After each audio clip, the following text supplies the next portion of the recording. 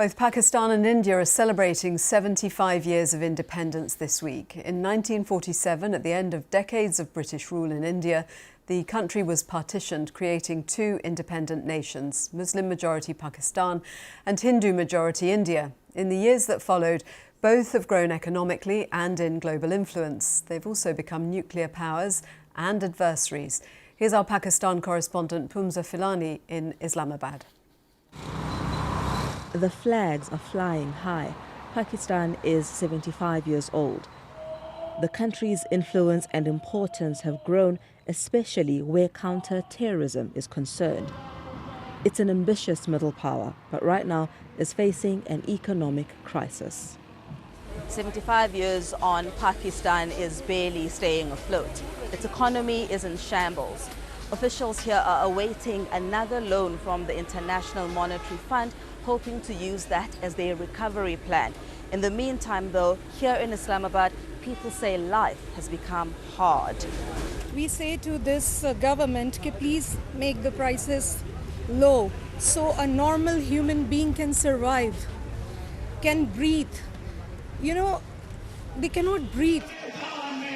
Another concern people have here is the country's unstable politics. Divisive and marred by assassination plots and coups, governments seldom finish their term. At the center of it all, a powerful military accused of running the show behind the scenes. So how did Pakistan get here? At the end of British rule, India was partitioned, creating two new countries, the republics of India and Pakistan. Millions were forced to migrate.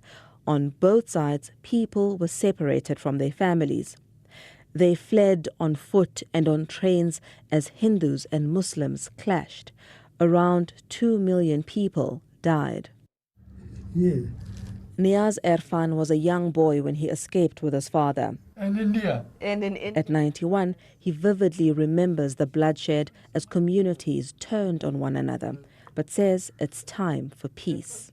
I wish we become friends and live a peaceful life so that our next generation, they may develop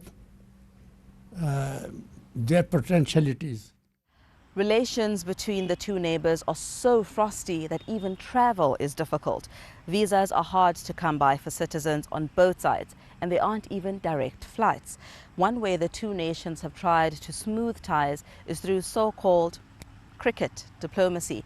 At times over the years, leaders and fans would be allowed to travel to the other country to watch matches. Rajini?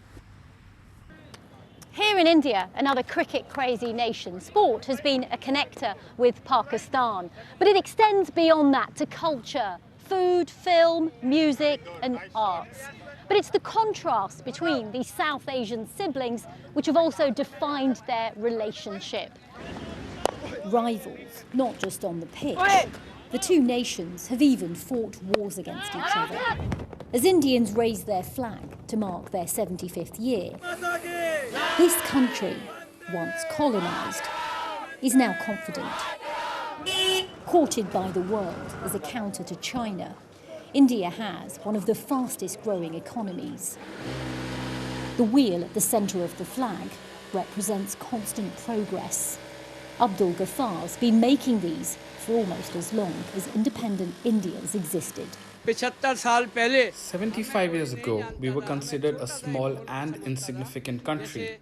Today, we're strong. We manufacture everything: tanks, missiles, and bombs. Dozens of labourers, like Savitri, scramble to buy flags at wholesale prices so they can sell them to survive. For Savitri, the struggles remain. There is no change for us. While the rich and powerful celebrate, our children are selling flags on the road. And there are other challenges. Growing religious tension, high unemployment. But India is also a pioneer, leading the way in science and technology, with a rising middle class. So of course we can beat China, and we are actually growing, and I feel that in 10 years we'll be a fully developed nation. predicted to become the nation with the world's largest population in a year. At 75, there's so much pride and potential. Rajini Vaidyanathan, BBC News, Delhi.